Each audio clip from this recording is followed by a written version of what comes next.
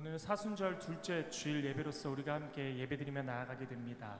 한 주를 살아가실 때에 세상의 것들을 더 바라보기보다 하나님께 더욱더 집중하며 그 주님을 바라보는 데 시간을 더 쏟는 저와 여러분 되길 소망합니다.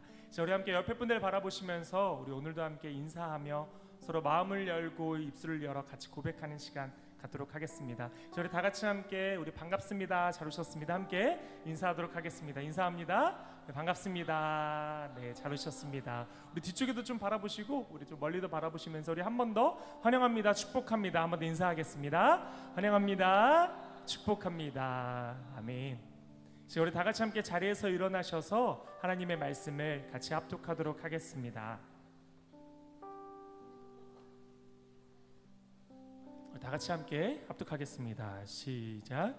그러므로 형제들아, 내가 하나님의 모든 자비하심으로 너희를 권하노니 너희 몸을 하나님이 기뻐하시는 거룩한 산 제물로 드리라.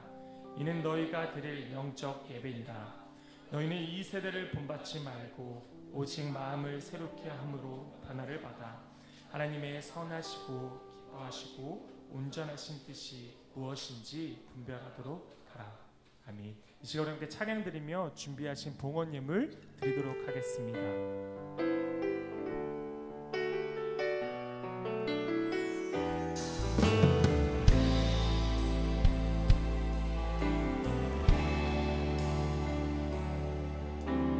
오늘 이곳에 예배의 감격이, 오늘 이곳에 찬양의 기쁨이, 오늘 이곳에 하나님의 꿈이 이루어지길 기도하네. 오늘 이곳에 예배의 감격이, 오늘 이곳에 찬양의 기쁨이, 오늘 이곳에 하나님의 꿈이 이루어지길 기도하네. 말씀이 충만한, 성령이 충만한 하나님의 사랑 흐르는 교회, 삶이 노래되어 이 땅의 소망이 되길 주여 기도합니다. 처음부터 한 번 더 고백합시다. 오늘 이곳에 예배의 감격이, 오늘 이곳에 찬양의 기쁨이, 오늘 이곳에 하나님의 꿈이 이루어지길 기도하네. 말씀이 충만한, 성령이 충만한 하나님의 사랑 흐르는 교회, 삶이 노래되어 이 땅의 소망이 되길 주여 기도합니다.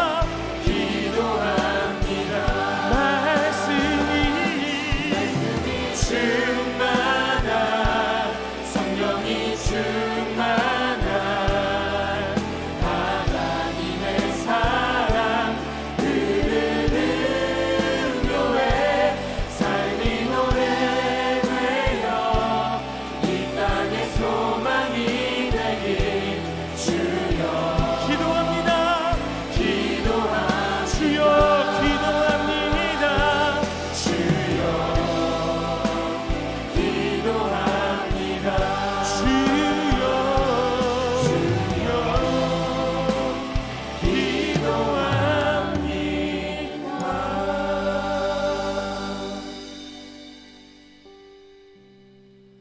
하나님 아버지, 오늘도 수많은 유혹 속에서도 가장 흔들리기 쉬운 물질의 유혹 앞에 우리는 놓여 있습니다. 그 물질에 있어 우리가 끌려다니지 않겠노라 이 시간 결단합니다. 물질이 나의 주인이 되지 않게 하시고 물질을 나의 것으로 소유하고자 발버둥치는 우리 되지 않게 하옵소서. 모든 것의 주인 되신 주님만을 바라보며 그 주님께서 베풀어 주시는 은혜를 경험하는 우리의 삶 되게 하여 주시옵소서. 이 시간 우리의 이 결단과 간구를 예물과 함께 주께 드리오니 주여 기뻐 받아 주시옵소서. 성령으로 우리와 날마다 함께 하시는 하나님 아버지, 주님께서는 우리와 늘 함께 관계 맺고자 하셨고 삼위일체 하나님으로 언제나 우리와 교제하고자 하시는 주님이십니다. 하지만 우리는 매 주일 2시 30분에 만나는 고정 약속으로만 여긴 우리였습니다. 그때만 주님을 만났고 삶 속에서는 함께 하시는 하나님을 바라보지도 찾지도 느끼지도 못하고 살았던 한 주였음을 이 시간 고백합니다. 주여, 이 시간 우리의 아버지 되사 우리를 사랑하사 날마다 나와 함께 하시는 성령 하나님께 기도하며 나아가오니 우리를 불쌍히 여기사 우리를 용서하여 주시옵소서. 이제 자비하고 신실하신 하나님의 긍휼을 구하며 각자의 죄악을 내어놓고 침묵으로 참회의 기도를 드립니다.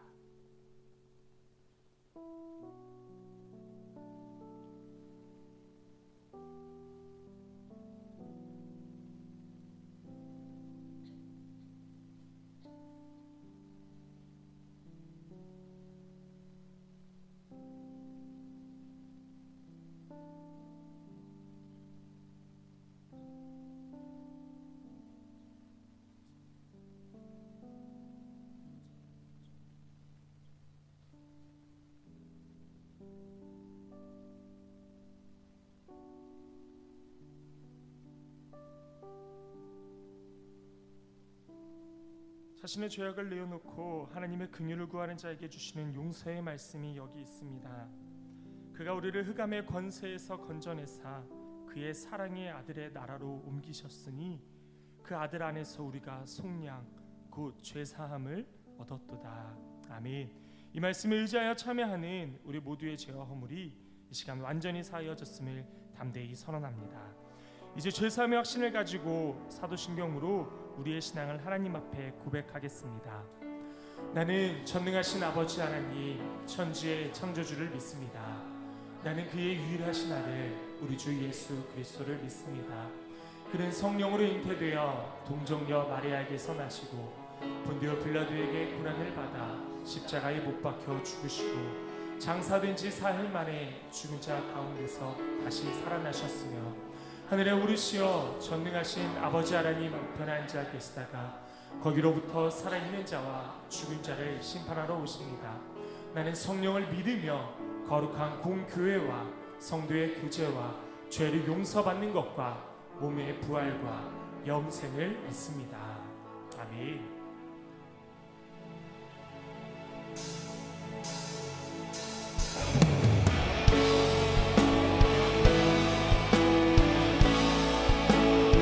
이곳 가운데 함께 하시는 그 성령 하나님을 바라보며 우리 함께 고백하며 나아가길 원합니다.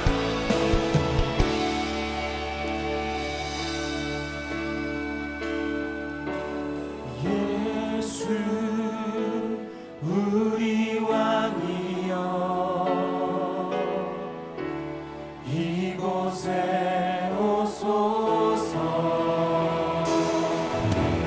보좌로 주여 임하사 찬양을 받아 주소서. 주님을 찬양하오니 주님을 경배하오니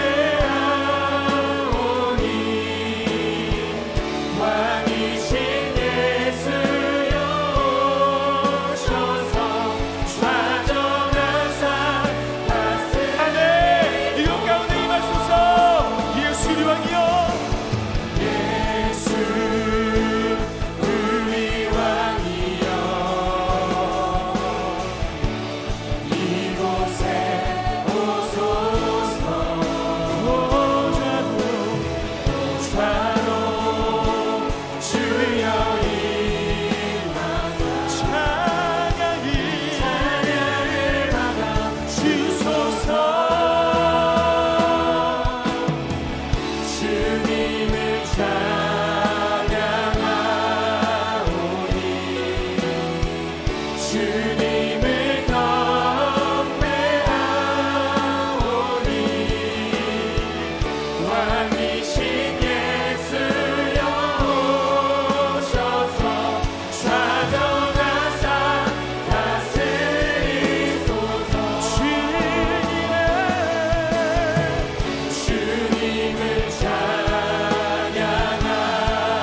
찬양하오니 주님을 경배하오니 왕이신 예수여 오셔서 좌정하사 다스리소서 우리 다시 한번 고백합니다. 주님을 찬양. 주님을 찬양하오니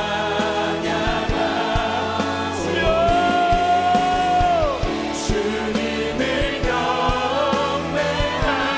경배하오니 왕이신 예수여 오셔서 좌정하사 다스리소서 좌정하사 다스리소서 좌정하사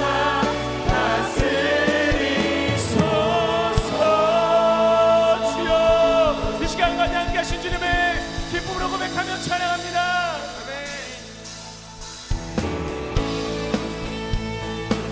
우리의 소망 되신, 우리의 구원자 되신 그 하나님을 이 시간 고백합니다. 예수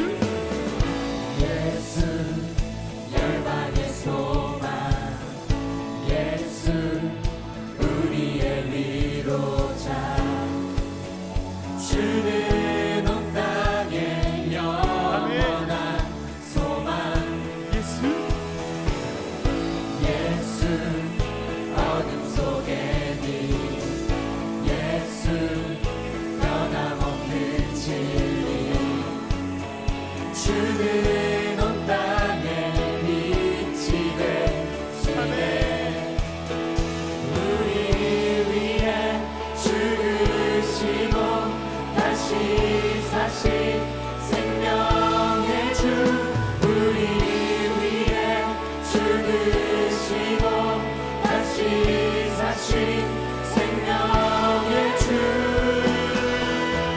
주님만이 소망이요 변함없는 반석이라 주님만이 온 세상을 비추시네 또 죽음에서 부활하신 우리 구주 평강의 왕 주를 믿는 모든 자의 소망 되신 주를 믿네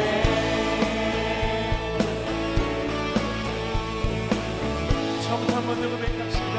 예수 열방에 예수 열방의 소망 예수 우리의 위로자 주는 온 땅에 영원한 소망 예수 예수 어둠 속의 빛 예수 변함없는 진리 주는 온 땅에 빛이 되시네 우리 위해 죽으시고 다시 사신 생명의 주 우리 위해 죽으시고 다시 사신 생명의 주 우리 위해 죽으시고 다시 사신 생명의 주 주님만이 소망이요 변함없는 반석이라 주님만이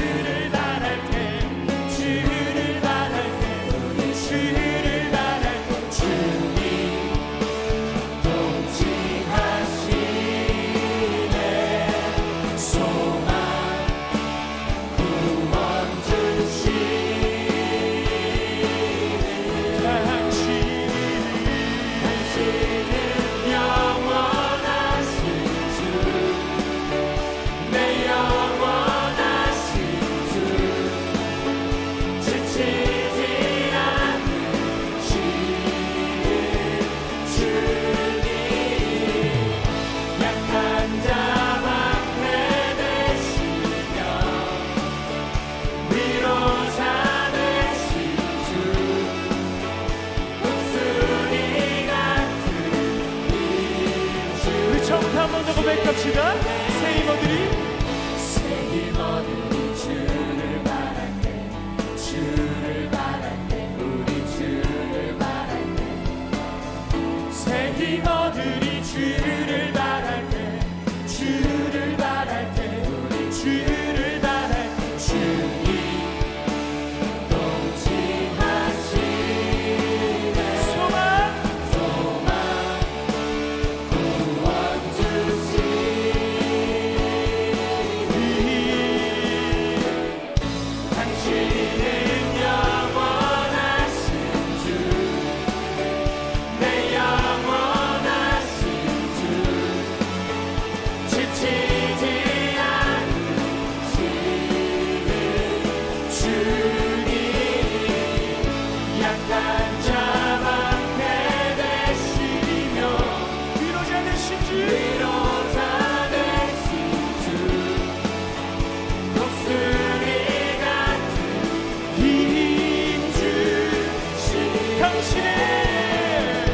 당신은 영원하신 주 내 영원하신 주 지치지 않으시는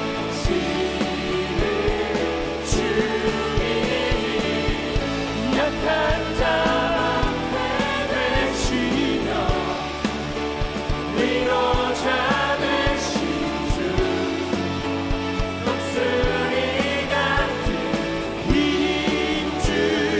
주시네. 아멘. 주님 안에 참된 소망, 참된 기쁨, 참된 힘이 있음을 이 시간 우리가 믿으며 고백하며 살아가는 우리의 시간들 되게 하여 주시옵소서.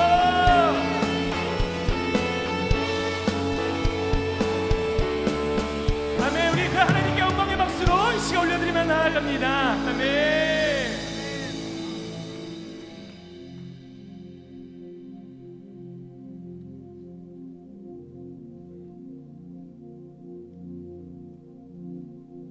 시편 말씀에 이런 고백이 있습니다. 우리가 함께 드릴 찬양의 고백이기도 한데요. 주의 아름다움들 바라보면서 내가 주님 전에서 주 찬양하리라. 나의 소원은 오직 이것뿐이다 라는 그 다윗의 고백이 있습니다. 이 시간 우리가 이 마음으로 같이 찬양했으면 좋겠는데요. 오늘의 이 예배가 나의 마지막 예배인 것처럼 내 전심을 다해 내 힘을 다해 주님 바라보며 예배하며 나아가길 원합니다.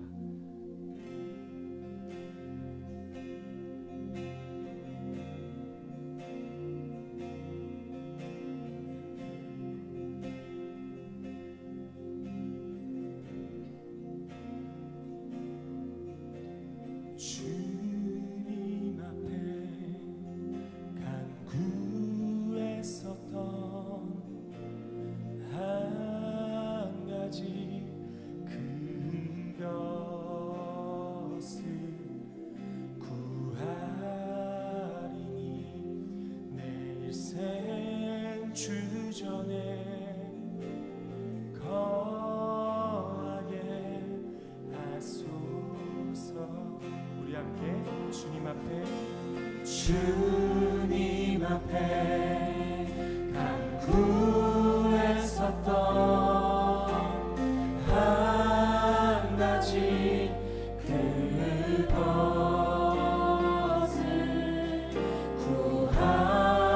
구하리니 내 일생 주전에 거하게 하소서. 주의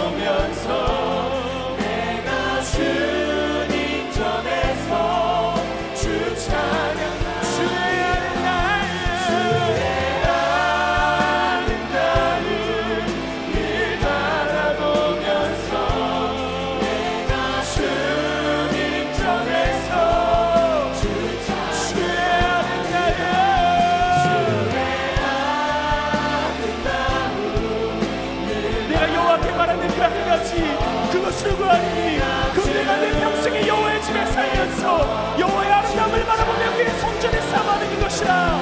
주의 아름다움 늘 바라보면서 내가 주님 전에서 주의 아름다움 늘 바라보면서 주님 이것이 나의 진실의 고백입니다. 주의 아름다움 늘 바라보면서 내가 주님 전에서 주의 아름다움 늘 바라보면서 내가 주님 전에서 주의 아름다움 늘 바라보면서 내가 주님 전에서 주 찬양하리라.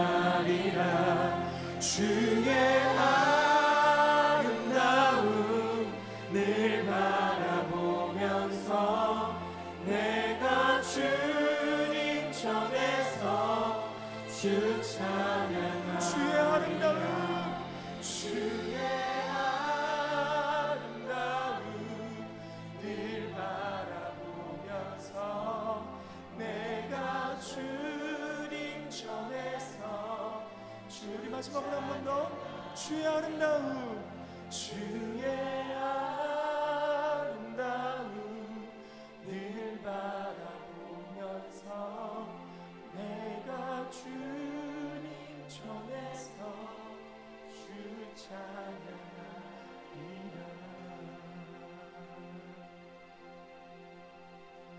내 주를 가까이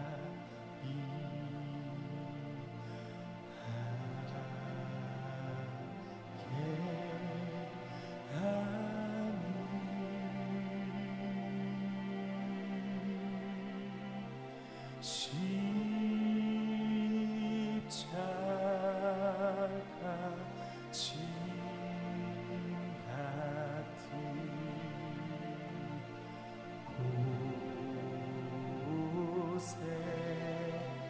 이나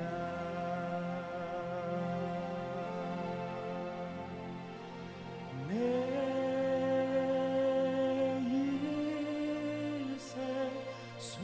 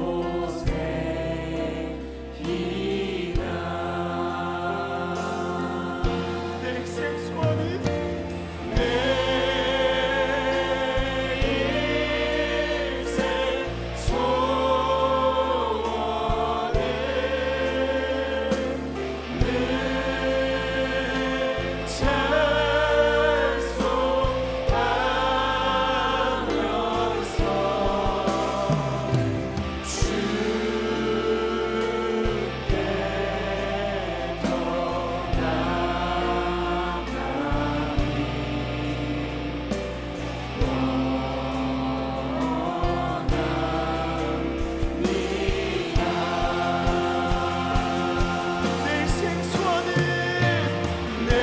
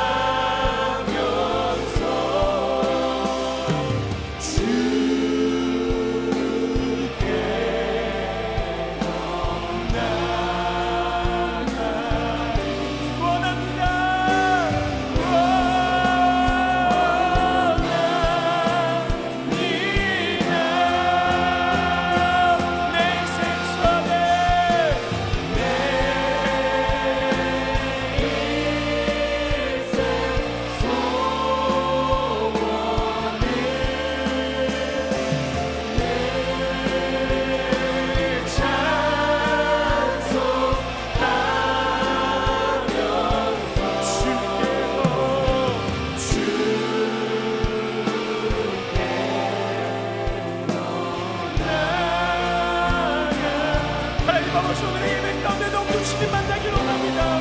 하나님 더욱더 주님 만나는 시간, 주님과 꺼지는 시간 되게 하여 주시옵소서라고 이 시간에 나같이 함께 주님의 이름을 외쳐부르며 기도하며 나아갑시다. 주여,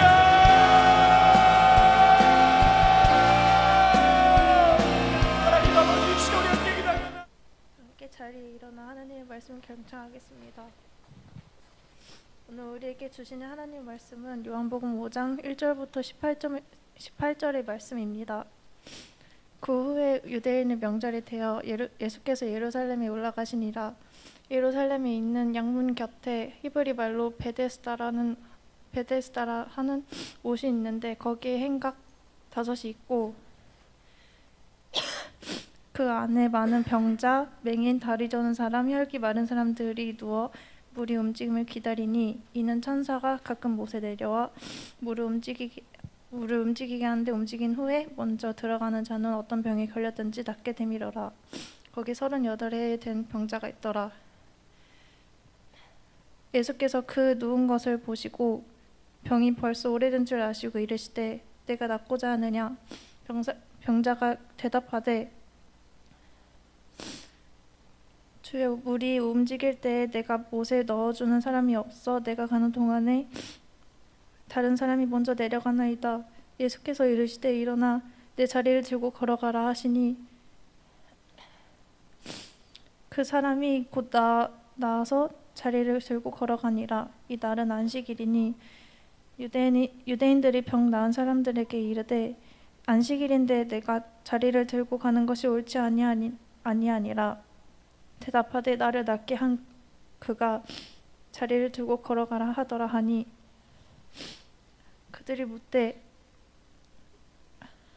너에게 자리를 들고 걸어가라 한 사람이 누구냐 하되 고침을 받은 사람은 그가 누구인지 알지 못하니 이는 거기 사람이 많음으로 예수께서 이미 피하셨음이라.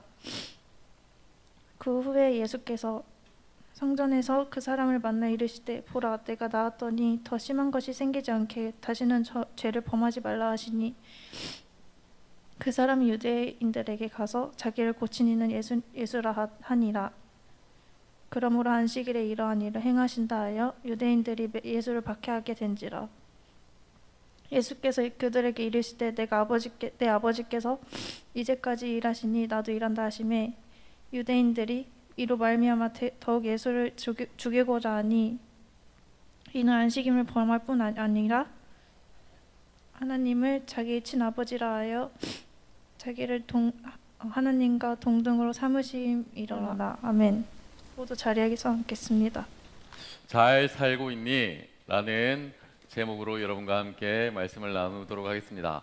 우리 옆에 있는 분들과 한 번 더 인사할까요? 잘 살고 있니? 한번 인사해 봅시다. 잘 살고 있니? 안부도 물어봐주고 잘 살고 있니? 여러분, 잘 살고 있니라는 질문을 듣게 되었을 때 여러분 어떤 생각을 하게 되십니까? 잘 살고 있니? 스쳐 지나가면서 오랜만에 만난 후배나 친구들을 볼 때 잘 살고 있냐? 라고 묻는 질문일 수도 있고 아니면 오래전에 짝사랑하고 좋아했던 사람을 오랜만에 길거리에서 만났을 때 그 소식이 궁금해서 묻는 질문, 잘 살고 있냐? 일 수도 있을 것 같습니다. 저는 잘 살고 있니? 라는 질문을 생각했을 때 생각나는 하나의 노래가 있었습니다. 여러분 잘 모르시겠지만 제가 어렸을 때 불렀던 노래 중에 하나님께서 저에게 은사를 주셔서 원 가수보다 더 잘 부르는 노래를 몇 곡을 알려주셨는데 윤종신 씨가 부른 오래전 그날 맞나요? 네, 그 노래가 생각이 났습니다. 교복을 벗고 처음으로 만났던 너, 그때가 너도 가끔 생나니? 네, 이 노래였습니다. 오래전에 만났던 사람들, 그 사람들은 잘 지내고 있는지, 나는 잘 지내고 있는지 궁금할 때 우리가 묻는 질문이죠. 잘 지내고 있니라는 질문은 그래서 여러 의미를 내포하고 있습니다. 유시민 씨는 자신이 보낸 책 가운데 어떻게 살 것인가라는 책 가운데 자신이 인생을 살아감에 있어서 잘 사는 것은 무엇인가를 이렇게 정의했습니다. 자신의 방식대로 자신이 결정해 놓은 그 길을 묵묵히 걸어가는 것, 그것이 바로 자신이 생각하는 잘 사는 것이다 라고 이야기를 했습니다. 그리고 우리에게 우리 청년들이 요즘 많이 읽는 책들 같은데요, 나는 나로 살기로 했다의 작가 김수현 씨는 그의 책에서 이렇게 이야기를 했습니다. 잘 사는 것은 약간의 근자감과 어느 정도의, 제가 욕을 하는 건 아닙니다, 게시장 마이웨이의 정신을 가지고 살아가는 것이 필요하다. 제가 욕을 한 게 아니고 책에 있는 52페이지에 있는 내용을 제가 그대로 가져왔기 때문에 욕은 하지 말아주셨으면 좋겠습니다. 그리고 우리 청년교회 동계수련회 때 오셨던 백세 김형석 교수님은 잘 사는 것이 무엇입니까? 라는 질문에 이렇게 대답하셨습니다. 여러분이 어쩌면 듣기 되게 불편한 대답일 수도 있어요. 자신의 인생을 위해서 죽을 날까지 계속해서 공부하는 것, 그것이 인생의 행복이다 라고 이야기를 했습니다. 끝까지 살아가면서 공부하는 것. 우리는 잘 살고 있다에 대한 기준이 너무나도 모호하고 그리고 다양합니다. 어떻게 하는 것이 잘 사는 것일까? 그런데 많은 인문학자들이, 교수들이, 가르침을 갖고 있는 선생님들이 이렇게 사는 것이 인생이다, 저렇게 사는 것이 인생이다 라고 이야기를 한다면, 우리 예수를 믿는 크리스찬들은 어떻게 하는 것이 잘 살고 있는 것인지, 그리고 서로에게 물었을 때 너는 잘 살고 있니라는 그 질문을 묻게 되었을 때 우리는 바른 해답을 오늘 읽은 본문을 통해서 내려보고자 하는 것입니다. 오늘 본문의 내용은 이런 것입니다. 유대인 명절을 맞이하여서 예루살렘에 많은 사람들이 모였습니다. 그리고 그곳에는 베데스다라는 곳이 있었습니다. 예수님께서 그곳에 가셨습니다. 그런데 마침 거기에 38년 동안 병자의 인생을 살고 있는 한 사람을 예수님께서 만나게 됩니다. 그리고 그를 주목하게 되는 장면이 있습니다. 그러면서 그들과 함께 나누었던 많은 이야기들을 오늘 본문은 담고 있습니다. 저는 오늘 본문을 읽으면서 짧은 본문이지만 이 이야기들 안에 우리가 살아가고 있는 우리네의 인생의 이야기들을 모두 담고 있다. 어쩌면 그 인생의 작은 축소판과 같은 이야기가 오늘의 본문의 이야기가 아닐까라는 생각을 하게 되었습니다. 여러분, 우리가 가끔 여행지를 갈 때 보면 관광지에는 세계 유명한 작품들, 그리고 관광지들을 축소판으로 만들어 둔 것들이 많이 있습니다. 파리의 에펠탑이나 중국의 자금성이나 이집트의 피라미드와 같은 모형들을 만들어 두어서 우리가 마치 걸리버가 된 기분으로 그것을 바라보면서 다 보았다라고 생각할 때가 있습니다. 근데 오늘의 본문이 바로 그렇게 인생을 한눈에 바라볼 수 있는 지혜와 지식이 우리에게 담겨져 있다는 겁니다. 오늘 본문의 말씀을 통해서 우리가 이 시대를 살아가면서 잘 살아가는 것이 무엇일까? 어떻게 하는 것이 멋진 크리스찬다운 삶일까를 고민해 보고자 하는 것이죠. 그렇다면 이 작은 연못가에서 벌어지고 있는 일들을 통해서 우리가 오늘 이 시대를 한번 생각해 보고, 그리고 이 시대의 자화상을 한번 더 고민해 보도록 하겠습니다. 저는 세 가지로 정리를 했는데요. 먼저 여러분에게 이 세 가지의 이야기를 나누고, 그리고 이 세 가지에 대한 대안을 본문 가운데서 함께 나눠보도록 하겠습니다. 먼저 무한 경쟁 사회입니다. 여러분, 이 땅에서 일어나고 있는 그 많은 사건들 가운데 오늘 본문에서 우리는 무한 경쟁 사회를 볼 수가 있습니다. 여러분이 읽었던 본문 3절과 4절을 한번 볼까요? 3절과 4절의 말씀에 이렇게 나와 있습니다. 그 안에 많은 병자, 맹인, 다리 저는 사람, 혈기 많은 사람들이 누워서 물의 움직임을 기다리고 있습니다. 천사가 가끔 못에 내려와서 물을 움직이는데 움직인 후에는 먼저 들어가는 자가 어떤 병에 걸렸든지 다 낫게 됨이로라. 여러분, 지금 이 우물 곁에, 베데스다 곁의 분위기를 여러분 이해하고 계십니까?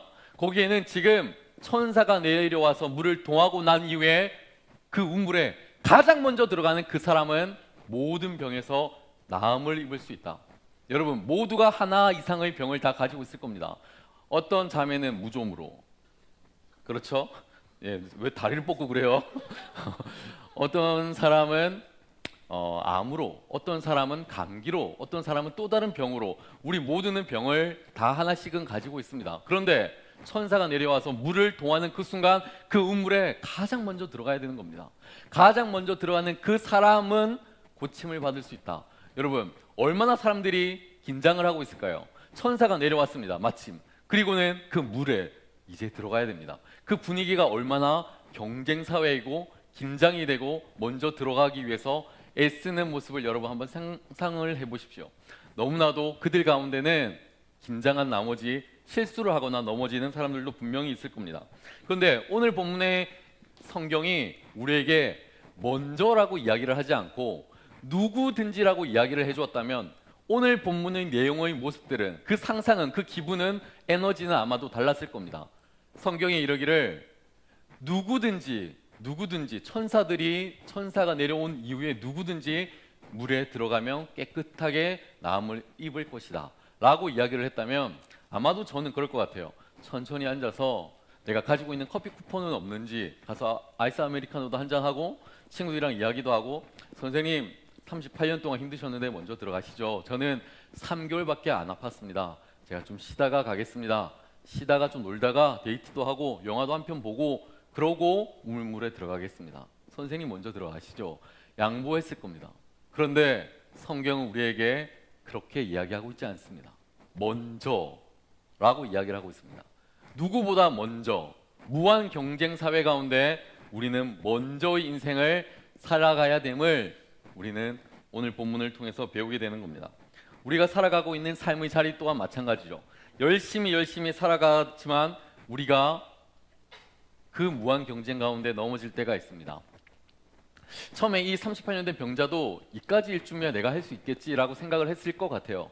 그리고는 천사가 와서 물이 동합니다. 그리고는 들어가려고 하지만 가장 가까이 있었지만 하지만 자신을 밀치고 발을 걸고 욕설하고 자기를 무시하는 그 많은 사람들 때문에 나는 2등이 되고 3등이 되고 5등이 되었다가 이제는 더 이상 움직이지도 못하는 그런 신세에 처해 있을지도 모르겠습니다.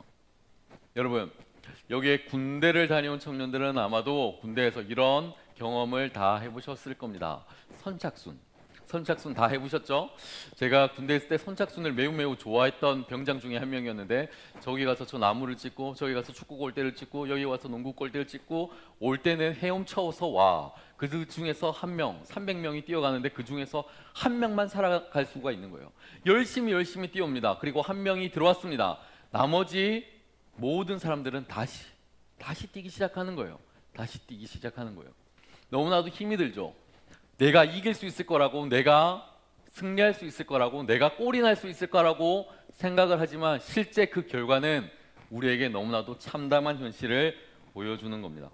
여러분, 저도 수능을 쳤는데 수능을 칠 때 그해 고등학교 3학년 학생들만 수능을 치지 않습니다. 재수생들도 치고 삼수생들도 시험을 치고 열심히 준비한 또 다른 누군가들도 시험을 칩니다. 시험을 치고 나니 며칠이 지나고 나서 성적표가 나왔습니다. 근데 성적표에 이렇게 적혀 있었어요. 여러분도 아마 기억을 하실 거예요. 그 성적표를 보면 내가 반에서 몇 등 했는지, 내가 우리 학교에서 몇 등을 하였는지, 그리고 내가 전국에서는 몇 등을 하였는지, 몇 등 하였는지 찾기가 너무 힘이 들어서 숫자를 세야 될 만큼 저 뒤에 있었지만 너무나도 교육부가 정확하게, 정직하게, 친절하게 나에게 전국에서 내가 몇 등인지를 알려주는 거예요. 내가 그것을 보면서 교육부가 이렇게 언제 나에게 이렇게 친절을 베풀었던가 라는 생각을 했습니다. 여러분, 그때 어떤 생각을 하셨나요? 여러분이 수능의 성적표를 보면서 수능의 성적표를 보면서 우리는 내가 1등이 아닌 2등이 아닌 3등이 아닌 저 뒤에 있는, 그리고 내 앞에는, 나의 눈앞에는 누군가가 있다는 것, 그리고 그 사람의 뒤통수를 바라보고 나는 걸어가야 되는 인생이라는 것을 우리는 그때부터, 사회를 나가면서부터 배우게 된다는 겁니다. 무한 경쟁 사회라는 겁니다. 여러분, 끊임없이 경쟁해야 되고 싸워야 되고 다퉈야 되고, 그래서 오늘 본문의 말씀은 현실을 잘 축소해 놓은 하나의 모형이기도 합니다. 우리가 두 번째로 어떤 삶을 이 시대 가운데 배울 수 있는지, 그 내용은 바로 분노 사회입니다. 여러분, 오늘의 말씀을 잘 보시면 연못가에 예수님께서 찾아가셨습니다. 그리고는 그곳 가운데 많은 병자들, 맹인들, 힘들어 누워있는 사람들 가운데 예수님께서 누구에게 가셨습니까? 38년 된 병자에게만 찾아가셨습니다. 6절의 말씀을 보면 이렇게 이야기를 하고 있습니다. 예수께서 그 누운 것을 보시고 병이 벌써 오래된 줄을 아시고 이르시되 내가 낫고자 하느냐? 병자가 대답하여 이르되 물이 움직일 때에 나를 못에 넣어준 사람이 없어 내가 가는 동안 다른 사람이 먼저 내려갑니다. 예수님의 질문은 너무나도 단순했습니다. 내가 낫고 싶으냐? 내가 낫고자 하느냐? 라는 질문이었습니다. 그때 우리는 둘 중에 한 가지만 대답하면 됩니다. 내가 낫고자 하느냐? 네, 그렇습니다 라고 생각이 들면 예스 하면 됩니다. 그런데 나는 그렇지 않습니다, 그냥 여기에 있는 게 편합니다 라고 생각이 들면 노 하면 됩니다. 그런데 이 38년 된 병자가 하고 있는 대답이 무엇입니까? 이렇게 이야기를 합니다. 주여, 물이 움직일 때 나를 물에 넣어준 사람이 없어 내가 가는 동안 다른 사람이 먼저 내려갑니다. 이런 살맛 나지 않은 인생을 살아가는 것이 너무나 짜증나고 힘이 들고 스트레스 받습니다. 그냥 차라리 여기서 죽는 것이 더 낫겠습니다 라는 말이 어쩌면 생략되어 있는지도 모르겠습니다. 자신이 처하고 있는, 이 사람이 지금 겪고 있는 이 모든 상황들 가운데, 그 멘트들 가운데는 자신과, 그리고 자신을 이렇게 내팽겨 쳐버린 사회를 향한 불만과 불신이, 강한 분노가, 울분이 가득 섞여 있다는 겁니다. 아마도 처음에는 그가 기대를 갖고 열심히 일을 했을 겁니다. 열심히 들어가려고 노력을 하고 애쓸 것입니다. 하지만 자신보다 먼저 들어가는 그 사람들을 보면서 분노하게 되고, 그 사회를 바라보면서 아무런 희망이 없다는 것을 깨닫게 되었고, 그리고 실패가 또다시 실패를 만들게 되어서 이 사회가 너무나도 힘겹고 한편으로 더럽다는 생각도 하게 되었을 겁니다. 그런데 울분과 분노를 쏟아내고 있는 마음속에 예수님께서 찾아가서 그 마음에 노크를 하십니다. 그리고 이렇게 묻습니다. 내가 낫고자 하느냐? 내가 낫고자 하느냐? 이 질문을 들은 38년 된 병자가 그 감정이 복받쳐 오르기 시작합니다.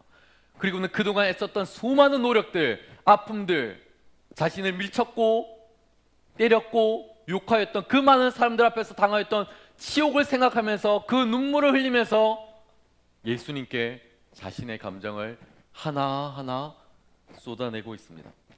여러분, 곤돌메기라는 물고기가 있습니다. 실험을 했습니다. 작은 어항 가운데 이 곤돌메기를 넣어두고는 반대편에 먹잇감을 넣어뒀습니다. 그리고는 물고기와 곤돌메기와 이 먹잇감 사이에 보이지 않는 작은 막을 하나 쳐두었습니다. 한참을 어항을 움직이던 이 메기가 자신이 눈앞에 보이는 그 먹잇감을 향해서 돌진합니다. 그런데 어떻게 되었습니까? 눈앞에 보이지 않는 그 벽 때문에 튕겨져 나옵니다. 신기하다. 왜 그럴까? 내 눈앞에는 아무것도 없는 것처럼 보여지는데 왜 그럴까? 또다시 더 강하게, 더 강한 추진력으로 달려갑니다. 그런데 또다시 튕겨 나갑니다. 왜 그럴까? 점점 자신의 주둥이가, 입술이 터져 나가고 나는 할 수가 없구나 라는 것을 스스로 깨닫게 됩니다. 그리고는 한참 시간이 지난 이후에 이 실험자가 중간에 있는 막을 걷어내 버렸습니다. 어떻게 되었을까요? 이 곤돌메기는 나는 저기에 갈 수 없어. 나는 끊임없이 도전하고 노력하고 애썼지만 이 사회 가운데서 나는 할 수 없구나 라는 생각을 갖고는 먹잇감을 포기하고 하루가 지나고 이틀이 지나고 3일이 지났을 때 죽고 맙니다. 바로 자신의 눈앞에서 먹잇감을 놓쳐버려서. 오늘 본문에 나오는 38년 된 이 병자는 어쩌면 자신의 눈앞에서 먹잇감을 놓쳐버린 곤돌메기 모습과 같이 눈앞에 있는 희망을 잡지 못한 채, 들어가지 못한 채 우물물을 바라보기만 한 채 시도하지 못하는 인생으로 오늘 우리의 인생 가운데 다가오고 있습니다. 여러분, 겁대는 실패의 쓴잔을 맛본 이 병자 가운데는 분노와 울분이 가득해 있을 것입니다. 요즘 우리 살아가고 있는 청년들을 향하여서 3포 세대라고 이야기를 많이 합니다. 3포 세대, 연애를 포기하였다, 출산을 포기하였다, 그리고 결혼을 포기하였다. 그런데 여기에서 더해서 많은 것들을 포기한 것들이 점점 늘어갑니다. 인간관계와 내 집 마련을 포기하였다라고 해서 5포 세대라고도 이야기합니다. 그리고는 거기에 꿈도 포기하였다, 희망도 포기하였다, 그래서 7포 세대라고도 이야기를 합니다. 한참 꿈과 희망을 가지고 살아가야 될 이 땅의 이 많은 청년들이, 불태워야 될 그 청년들이 젊은 시절을 살아가면서 모든 것들을 포기했다 다 내려놓았다라고 이야기하는 것입니다. 그래서 이 한국 사회를 향해서 청년들이 하는 이야기가 무엇입니까? 헬조선이다, 그리고 분노 사회다라고 이야기를 하는 것이죠. 분노밖에 남지 않은 이 사회가 너무나도 처량하고 슬프다는 겁니다. 요즘 신문들을 보면 너무나도 가슴 아픈 이야기들이 많이 나옵니다. 젊은이들이 아무런 이유 없이 주변의 사람들에게 주먹을 휘두르고 무기를 들고 폭행을 가하거나, 자신이 운전을 하다가 자신의 운전을 방해했다는 이유 하나만으로 보복 운전을 하거나, 위층과 아래층 사이에 살아가는데 그 층간의 소음 때문에 참지 못하여서 올라가서 폭행을 행하는 그 많은 이야기들을 바라볼 때 이 사회는 어쩌면 정말로 분노로 가득 차 있지 않을까라는 생각을 하게 됩니다. 전문가들이 그들을 분석하였습니다. 연구하였습니다. 왜 그들이, 이 땅을 살아가고 있는 많은 사람들이 이렇게 분노에 차여 있을까? 그들이 내린 결론은 바로 이것이었습니다. 그것은 바로 통제할 수 없는 분노 조절 장애가 이 사회에 만연하다는 것입니다. 여러분, 단순히 이것은 우리 사회의 문제일까요? 그렇지 않습니다. 이러한 문제는 우리 교회 공동체 가운데서도 있고, 우리가 살아가고 있는 작은 가정, 일터, 직장, 그리고 공동체 가운데, 우리 교회 가운데, 목장에도 분명히 있습니다. 여러분, 다음으로 오늘 본문을 통해서 우리가 알 수 있는 또 다른 이 시대를 살아가고 있는 하나의 자화상은 바로 이것입니다. 비판사회라는 겁니다. 비판사회. 여러분, 오늘의 본문의 말씀의 스토리를 좀 더 이어서 가다 보면 이렇게 이야기가 나옵니다. 38년 된 병자를 예수님께서 찾아가 주셔서 기적적인 손길로 그 병자를 고쳐주십니다. 그리고는 성경의 10절과 16절에 이렇게 이야기를 합니다. 유대인들이 병난 사람에게 이르되 안식일인데 내가 자리를 들고 가는 것이 옳지 아니하니라. 그러므로 안식일에 이러한 일을 행한다 하여 유대인들이 예수를 박해하게 된지라. 여러분, 어떻습니까? 38년 된 병자가 드디어 38년이라는 오랜 시간 동안 아파하였습니다. 그리고 드디어 오늘 예수라는 한 사람이 예루살렘으로부터 와서 자신을 깨끗하게 고쳐주었습니다. 우리의 반응은 어떻게 해야 될까요? 성경에 우는 자와 함께 울고 웃는 자와 함께 웃어라고 이야기를 하고 있습니다. 그런데 이것을 지켜보고 있던, 예수와 38년 된 병자를 지켜보고 있던 그곳에 있는 그 많은 사람들, 모든 사람들이 그들을 향하여서, 예수와 38년 된 병자를 향하여서 한 목소리를 내기 시작하였습니다. 그 이야기는 바로 오늘은 안식일인데 당신들이 어떻게 하여서 이렇게 율법을 범하느냐? 안식일에는 어떠한 노동도 했어도 안 되고 병을 고치는 일도 해서는 안 된다. 그들의 율법의 해석은 너무나도 정확하였습니다. 안식일에 움직이는 것은 율법을 해야 하는 일이기 때문에 그들이 해서는 안 되는 일이었고, 그리고 예수님께서 그 자를 고쳐주시는 것도 노동이었기 때문에, 일이었기 때문에 율법에 어긋나는 일이 맞았습니다. 여러분, 안식일을 거룩하게 지켜라라는 10계명의 계명을 지키기 위해서 그들이 멜라카라는 39개의 규정을 정리하여서 그것을 지켜가고 있었습니다. 그들이 지켜가고 있던 어느 날, 이 멜라카, 율법의 삶을 살아가는 것을 지키기 위하여 내가 어떻게 하면 율법으로 하나님 앞에 의로움을 받을까? 어떻게 하면 하나님 앞에서 바른 모습으로 살아갈까? 어떻게 하면 이것을 지키고 고수할 수 있을까? 그 어떻게에 그들이 집착한 나머지, 왜 내가 이것을 지켜야 되지? 왜 내가 안식일을 범해서는 안 되는 것일까? 왜 내가 안식일에 예배를 드려야 되는 것일까? 왜 우리는 하나님께 예배하고 왜 우리는 그분을 경배해야 될까? 왜라는 질문에 우리는 소홀하게 되어버렸습니다. 여러분, 어떻게 예배를 드리는 것이 중요합니까? 아니면 왜 내가 하나님 앞에 예배를 드려야 되는 것이 중요한 질문입니까? 여기에서 뜨겁게 하나님을 찬양하고 소리를 지르고 말씀을 듣고 기도하고 어떻게가 중요한 것이 아니라 왜 내가 하나님을 만나야 되는지, 왜 하나님은 나를 위하여서 십자가에 그렇게 몸이 찢기셨는지, 왜에 대한 질문을 찾아가는 것이 우리 신앙의 여정 가운데 너무나도 중요하다는 것입니다. 왜 그런 것일까? 우리가 나 하나만을 생각하고 나 하나만을 고집하고 살아간다면 이 사회는 끊임없이 비판의 사회 가운데 벗어나지 못할 것입니다. 우리가 살아가고 있는 이 사회는 끊임없이 서로를 비판합니다. 욕설을 합니다. 미워합니다. 이 사회를 향하여서 질책을 합니다. 그래서 예수님께서 이 사회와 공동체를 향하여서 주신 말씀이 있습니다. 산상수훈 가운데 7장의 말씀을 예수님께서 이렇게 이야기를 하셨는데, 비판을 받지 아니하려거든 비판하지 말라 라고 이야기를 하셨어요. 부메랑의 원리를 통해서 예수님께서 우리에게 이야기를 하셨습니다. 너가 누군가를 비판하게 되었을 때 시간이 지나면 그 사람도 너를 비판하게 될 거야. 비판하지 마, 비판하지 마. 그렇게 이야기를 하고 있는 겁니다. 우리의 속담 가운데 남의 흉이 하나이면 나의 흉은 12개다라는 이야기가 있어요. 그리고 서양의 속담 가운데 너가 한 손가락으로 상대방을 비방하고 있을 때 나머지 3손가락은 너를 향하고 있다는 이야기가 있어요. 여러분, 우리가 누군가를 비난하기 시작할 때, 비평하기 시작할 때, 끊임없이 서로를 미워할 때 그것은 나에게 부메랑이 되어서 돌아와 내 마음을, 내 사랑, 내 삶의 자리를 찢게 만든다는 겁니다. 누군가를 비판할 때 우리는 조심할 수 있어야 되는 겁니다. 자, 여기까지 우리는 오늘 우리가 살아온 삶의 자화상, 그 모습을 지금까지 보았습니다. 첫 번째는 경쟁 사회였고, 두 번째는 분노 사회였고, 세 번째는 비판의 사회였습니다. 현실적인 사안들이 오늘 본문 가운데 축소판으로 모여 있다라고 여러분에게 먼저 이야기를 해드렸습니다. 그렇다면 우리가 이제 잘 살고 있니? 라는 그 질문에 오늘 본문을 통해서 어떻게 해답을 얻을 수가 있을까요? 오늘 설교의 제목, 잘 살고 있니? 여러분에게 한번 묻고 싶습니다. 잘 살고 계십니까? 정말 잘 살고 계십니까? 어떻게 사는 것이 정말 잘 사는 것입니까? 그리스도인이라면 우리가 이 잘 삶에 대한 질문의 해답을 갖고 살아가야 된다라고 생각을 합니다. 사실 잘 살고 있니? 이 질문은 제가 한 것이 아닙니다.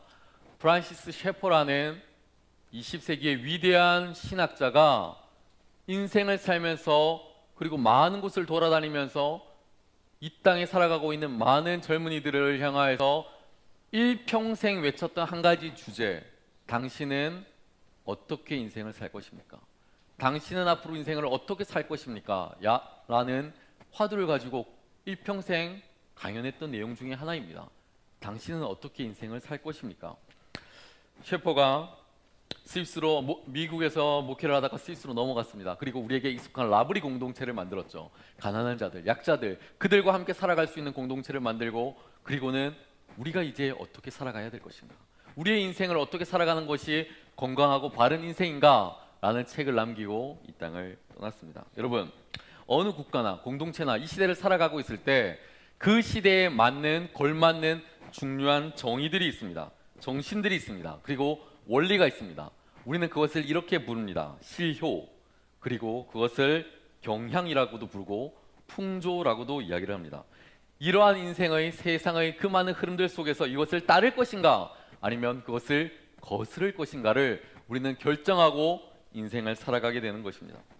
이러한 질문, 우리는 어떻게 살아갈 것인가, 이 질문에 사도 바울은 우리에게 이렇게 정답으로 알려주고 있습니다. 우리가 매주 예배를 드리면서 읽게 되는 본문인데요, 로마서 12장 2절의 말씀입니다. 우리가 이 말씀을 한번 큰 목소리로 읽어봤으면 좋겠습니다. 다 함께 읽겠습니다. 다 함께 시작. 너희는 이 세대를 본받지 말고 오직 마음을 새롭게 함으로 변화를 받아 하나님의 선하시고 기뻐하시고 온전하신 뜻이 무엇인지 분별하도록 하라. 아멘. 여러분, 이 말씀의 전절에 12장 1절에 사도 바울은 우리에게 이렇게 이야기를 하고 있습니다. 너희 몸을 거룩한 산 제물로 드려라, 제사를 드려라.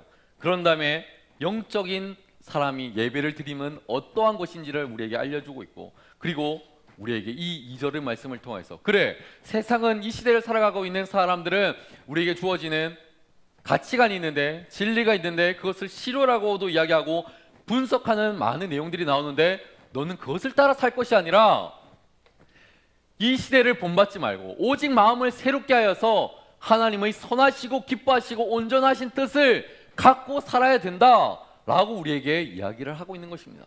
이 시대가 전하고 있는 그 많은 것들이 너무나도 중요하고 소중하지만 그것보다 더 소중한 하나님은 선하신 분이라는 것, 그분을 기뻐하고 그분의 온전하신 뜻을 쫓아서 우리는 살아가야 된다는 것입니다. 그렇다면 우리가 이 시대를 살아갈 때에 우리가 놓치지 말아야 될, 이 시대를 역행하면서 살아가야 될 우리에게 주어지는 중요한 대안은 무엇일까? 그 대안 세 가지를 여러분과 함께 나누고 오늘 말씀을 나누려고 합니다. 그 첫 번째, 베데스다입니다. 베데스다. 여러분, 혹시 베데스다가 무슨 뜻인지 여러분 알고 계십니까? 베데스다. 베데스다는 벳라는 집, 그리고 하우스를 의미합니다. 많은 사람들이 모여있는 공동체를 이야기합니다. 그리고 데스다는 헤세드의 이야기를 하고 있습니다. 바로 은혜, 긍휼, 자비를 이야기하고 있습니다. 두 단어가 합쳐졌습니다. 무슨 의미입니까? 은혜의 집, 긍휼의 집, 자비의 집을 이야기하고 있습니다. 그런데 본문은 참으로 아이러니하게 우리에게 이렇게 이야기를 합니다. 여러분이 살아가고 있는 그 삶의 자리는 베데스다가 아니라, 오늘 본문의 삶의 자리는 베데스다가 아니라 치열한 경쟁의 자리였습니다. 분노의 자리였고 서로를 비난하는 그런 삶의 자리였습니다. 그런데 그 자리가 베데스다라고 이야기를 하고 있는 겁니다. 여러분, 우리가 분명히 오늘 말씀을 듣고 다시 내일부터 출근을 하고 학교로 돌아가게 됩니다. 그리고 가정으로 돌아가게 됩니다. 여러분이 처한 삶의 그 자리는 어쩌면 베데스다가 아니라, 은혜의 자리가 아니라, 긍휼의 자리가 아니라, 눈물의 자리가 아니라 상처의 자리고, 비난의 자리고, 실망감의 자리고, 아픔의 자리고, 다시는 돌아가고 싶지 않은 그런 삶의 자리일 수가 있어요. 그런데 오늘 성경은 우리에게 베데스다를 대안으로 이야기하고 있습니다. 너희가 돌아가야 될 그 삶의 자리, 베데스다로 돌아가라. 그리고 그곳 가운데 은혜의 집을 만들어라. 너를 통하여서 예수를 주로 고백하고 성령 하나님께서 나의 삶의 자리 가운데 임재하시는 것을 깨닫는 그 사람은 삶의 자리로 돌아가서 베데스다를 만들어라. 삶의 자리 가운데 은혜를 만들어라, 긍휼을 만들어라, 하나님의 놀라운 자비하심을 만들어라 라고 우리에게 이야기를 하고 있는 겁니다. 예수님께서 팔복 가운데 다섯 번째로 이야기하신 장면이 바로 긍휼에 대한 이야기였습니다. 긍휼히 여기는 자는 복이 있을 것인데 긍휼히 여김을 받을 것이다. 내가 남을 긍휼히 여길 때, 내가 남을 불쌍히 여길 때, 내가 남을 자비로 사랑으로 여길 때 그 사람도 나를 그렇게 여겨줄 것이다 라는 이야기를 하고 있는 것입니다. 예수님께서 이 당시에 팔복을 이야기할 때 헬라인과 로마인들에게서 자비를 이야기하는 것은 너무나도 사치스럽고 수치스러운 삶의 자리였습니다. 그들은 무한 경쟁의 사회였고 그들은 끊임없이 서로를 죽이는 그런 삶의 자리였습니다. 근데 예수님께서 그들 곁에 우두커니 서서 하신 말씀이 아니다. 자비를 베풀어야 된다. 사랑을 베풀어야 된다. 은혜를 베풀어야 된다. 많은 사람들이 예수의 이야기를 무시하기 시작했습니다. 하지만 예수는 삶으로 베데스다, 그의 삶을 걸어갔던 분이었습니다. 우리가 살고 있는 현실에서도 우리가 긍휼함을 베풀고 사람들에게 사랑을 베풀고 내가 조금 손해본다 할지라도 사람들을 먼저 세워주고, 어쩌면 그 많은 경쟁의 사회 속에서 내가 질 수도 있겠지만, 패배할 수도 있겠지만 남을 향하여서 사랑의 손길을 먼저 내뻗을 때 이 사회는 베데스다가 될 수가 있을 것입니다. 우리가 이 시대를 본받지 말고 마음을 새롭게 함으로 얻어야 될 중요한 다음의 단어는 바로 이것입니다. 삶의 자리라는 것입니다. 삶의 자리. 이 단어는 울분으로 가득 차 있는 이 사회 가운데, 청년의 삶의 자리 가운데 예수님을 향한 격한 감정으로 치닫고 있는 그에게 예수님께서 주시는 새로운 해답이었습니다. 8절과 9절에 이렇게 이야기합니다. 예수께서 이르시되 일어나 내 자리를 들고 걸어가라. 9절에 이 사람이 곧 나가서 자리를 들고 걸어가니 그날은 안식일이다. 예수님께서 이 38년 된 병자를 향하여서 외쳤던 세 가지 명령이 있습니다. 일어나라, 자리를 들어라, 그리고 걸어가라. 예수님께서는 마가복음 2장에서도 중풍병자를 향해서 만나서 비슷한 이야기를 하고 계십니다. 내가 일어나서 그 상을 가지고 걸어가라. 여러분, 왜 예수님께서 이 자리를 들고 가라고 하셨을까요? 여러분 한번 생각해 보십시오. 이 병자 어쩌면 38년 동안 단 한 번도 치워본 적도 없고 청소해 본 적도 없고 너무나도 많은 냄새와 오물들이 가득한 그 삶의 자리, 예수님께서 다 청소하고 가져가라고 이야기하는 겁니다. 왜 그런 것일까요? 그는 지금 은혜를 맛보았습니다. 예수를 통하여서 은혜를 맛보았어요. 하나님의 놀라운 임재를 맛보았습니다. 그런데 여러분 살아보셔서 알겠지만 여러분의 삶의 자리가 늘 은혜로 충만합니까? 그렇지 않아요. 시간이 지나고 나면 또다시 나는 삶의 자리로 돌아가야 되고 또다시 그곳에서 허덕이게 되는 게 우리의 삶의 자리입니다. 그런데 예수께서 하시는 말씀은 그 모든 것들을 다 청산하여라, 다 버려버려라, 그리고는 다시 돌아가서 성령 충만한 삶을 살아라라고 이야기하는 거예요. 여러분, 우리가 때로 과거로 돌아가고 싶을 때가 있어요. 죄 많은 삶의 자리로, 어두운 삶의 자리로 돌아가고 싶을 때가 있어요. 그때 예수께서 하시는 말씀, 그 모든 것들을 청산해버려라, 버려버려라, 돌아가지 마라라고 이야기하는 겁니다. 제가 저녁에 퇴근을 하고 집에 가면은 하는 일들이 있어요.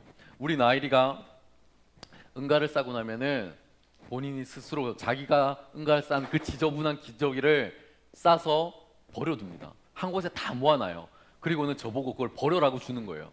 제가 집에 가면 첫 번째 해야 될 일은 나일이가 하루 종일 똥 싼 그 기저귀를 5개, 6개를 모아다가 쓰레기통에 버려둡니다. 근데 제가 어느 날 분리수거를 하다가 알게 된 것이 있어요.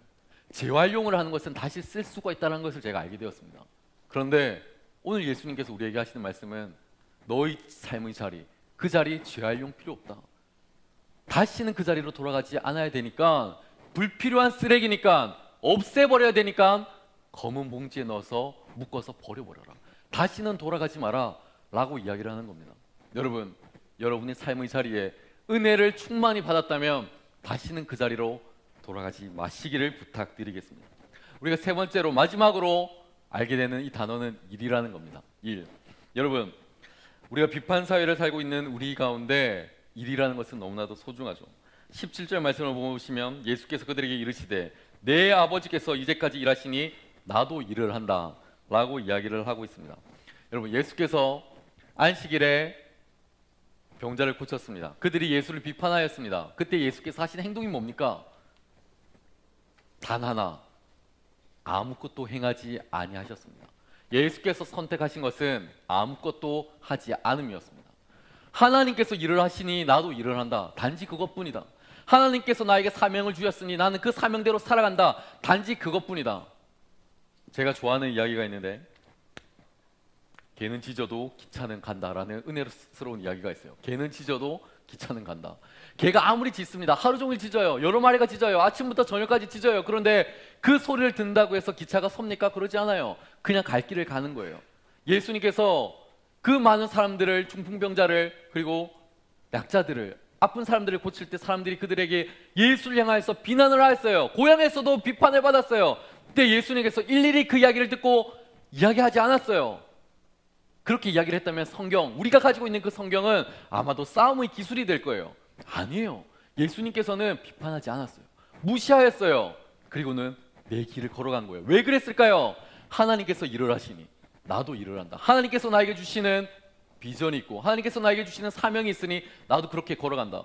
여러분이 잘 아시는 사도 바울이 1, 2, 3차 전도 여행을 마치고 돌아올 때 여행을 하는 동안 얼마나 많은 핍박을 당했습니까? 사람들이 저 사람을 믿어서는 안 됩니다. 예수를 핍박하던 자입니다. 예수 믿는 사람을 죽이던 사람입니다. 라고 이야기를 했을 때 그는 아무런 대꾸도 하지 않았어요. 여전히 자신에게 있는 열정을 가지고 묵묵히 그 일들을 감당했던 사람, 그 사람이었습니다. 여러분, 이 시대 우리가 살아가고 있는, 우리 청년들이 살아가고 있는 그 삶의 자리는 비판 사회이고 서로를 경쟁의 자리로 내몰고 있고 서로를 너무나도 힘들게 하는 삶의 자리입니다. 예수님께서 일하셨으니 나도 일을 한다. 한 주간 여러분은 이제 사회로, 가정으로, 세상 가운데 나갈 겁니다. 그 삶의 자리가 오늘 이 자리에서 배운 것처럼 너무나도 치열하고 경쟁이 있고 서로를 짓밟아야지만이 내가 돋보일 수 있는 그런 사회일 수가 있어요. 그런데 그 삶의 자리가 여러분들을 통해서 벳세다가 된다면, 벳세메스가 되고 여러분을 통하여서 큰 은혜의 자리가 되고 긍휼의 자리가 되고 하나님의 사랑의 자리가 되고 그걸 통해서 여러분을 지켜보고 있는 그 많은 사람들이 교회로 나오게 된다면 그 자리는 정말 은혜와 긍휼과 사랑이 충만한 베데스다가 될 것입니다. 여러분, 그 자리 가운데 여러분을 하나님께서 파송하십니다. 그리고 그 자리 가운데 여러분이 승리하시기를 하나님은 오늘도 여러분을 응원하고 계십니다. 세상 가운데 나가 승리하는 사랑하는 한소망의 모든 청년들 되기를 간절히 부탁드리겠습니다. 단기 이제 자리에 일어나서 찬양하도록 하겠습니다.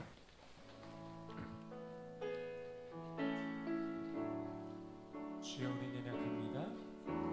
주여 우린 연약합니다. 우린 오늘을 힘겨워합니다. 주 뜻 이루며 살기에 부족합니다. 우린 연약합니다. 주여 우린 넘어집니다. 오늘 하루는 또 실수합니다. 주의 긍휼을 구하는